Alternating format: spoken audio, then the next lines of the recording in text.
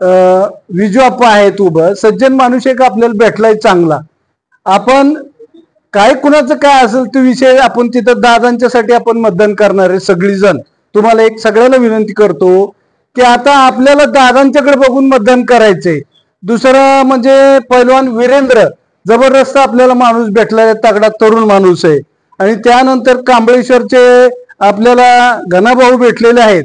तर आपल्या गावात असं काय दुजाभाव होत नाही. आपण काय करतो, पॅनल टू पॅनल मतदान करतो. कांबळेश्वर जरा गडबड करतोय पण यंदा करणार आहे असं म्हणत. हा, यंदा करणार नाही. त्यांना जाणून बुजून त्यांना सांगितलंय मी आता, जर का गडबड काय केली तुम्ही किंवा कानाव आलं तर आमचं गाव मोठं गाव आहे, मग पुढचा विचार करा तुम्ही काय करायचं ते. आणि हे आताचं इलेक्शन अत्यंत सोपं झालंय बरं का. का सोपं झाले? 4 पॅनल झालेत. आता साहेबांची माणसं कुठं मतदान करत होती तुम्हाला माहितीच आहे. ते आता ती मतदान ती म्हणणार का दुसऱ्याला द्या, ते आपल्याला मागणार मतदान कर. त्याच्यानंतर दुसरा ते कष्टकरी शेतकऱ्यांचा एक पॅनल आहे, ती पण मतदान आपल्याला मिळत नव्हतं. आता त्याच्यातली माणसं बघितली त्याच्यावरून सांगतो आपल्याला मिळत नव्हतं. आता ती म्हणणार आम्हाला मत द्या, आपली मत सुरक्षित राहिलीत, सगळी आपली काय राहिली ती सुरक्षित राहिलीत. विजू आप्पा, वीरेंद्र आणि गणाभाऊ यांनी अत्यंत कसोटीने प्रयत्न करून प्रत्येक मतदारसंघात जाऊ, प्रत्येक मतदाराला भेटून मतदान कसं मिळेल हे आपल्याला मिळवणं अत्यंत महत्वाचं आहे. आणि सगळे मतदान आपले जे करणार आहे ना आपण, तर निव्वळ दादांच्याकडे बघून आपलं गाव मतदान करतं. आपलं गाव म्हणजे दादांच्यावर प्रेम करणारं. आम्ही गेली 40 वर्ष आमचं कुटुंब दादांच्यावर प्रेम करतं, दादांना मतदान करतं. उमेदवार कुणी का असाना आम्ही ती बघत नाही. आता सुद्धा हे 3 उमेदवार आपल्याला चांगले मिळालेले आहेत. विजू आप्पा आहे ते सज्जन माणूस आहे, वीरेंद्र एक चांगला तगडा पैलवान आपल्याला मिळालाय, आणि गणाभाऊ तर एकदम सज्जन माणूस कांबळेश्वर मधला आपल्याला मिळालाय. तर तुम्हा सर्वांना एक विनंती करतो की तुम्ही हे आपले पार्टी टू पार्टी मतदान होणं महत्वाचं आहे. एक ठिकडे आणि एक ठिकडे असं नाही झालं पाहिजे. आज तर प्रचंड लोक जमलेले आहेत. 2 भावके तर मोठे आहेत, एक पाचबाईचे आणि एक मुकदम आळे. आमची भावकी बारकी, आम्हाला उमेदवारी मिळाला काय सांगायचं तुम्हाला. म्हणजे पण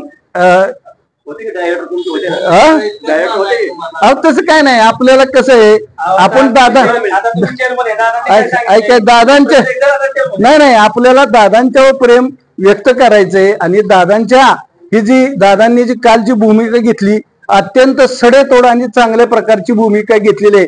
त्या भूमिकेला अनुसरून आपलं गाव दादांच्या मागे नक्कीच उभं राहील. आपल्याकडे लय तगडी माणसं इथे बघितलं तर पकानाना आहेत, की एमडी आलेत, आणखीन बरेचसे आपल्या गावातले महेश अण्णा आहेत. म्हणजे चांगली ज्यांनी चांगली पद भोगली, चांगलं काम केलं त्या पदावर असताना. महेश अण्णा सारखा माणूस पंचायत समितीला असताना आमचा गटच टिकावला त्यांनी, नाहीतर आमचा गट होता तिथं पंचायत समितीला, शिक्षकांची संघटना. निवड महेश अण्णाच्यामुळे आमचा गट गेली 5 वर्ष रिटायर होस तर मी टिकून राहिला. म्हणजे अशी चांगल्या प्रकारची काम करणारी माणसं आपल्याकडं आहेत. तर तुम्ही सगळ्यांनी एकोप्याने काम केल्यानंतर आजच सांगतो विजय निश्चित आहे. आणखीन महत्वाचं बघा, त्या उंडवडीकडे काहीतरी 1100-1200 मत आहेत का अध्यक्ष? हा, मग ती दादांनी केलेली मत आहेत. दादांनी त्यांना मतदार करून घेतलं, त्यामुळे आपला आणखीन एक प्लस पॉइंट येतो. 1 मिनिट ऐकून घ्या बाळू पाटील, तुम्ही असं नाही 1 मिनिट ऐकून घ्या. बाळू पाटलाला काय माहित नसते, त्यामुळे असा बसतो एका बाजूला.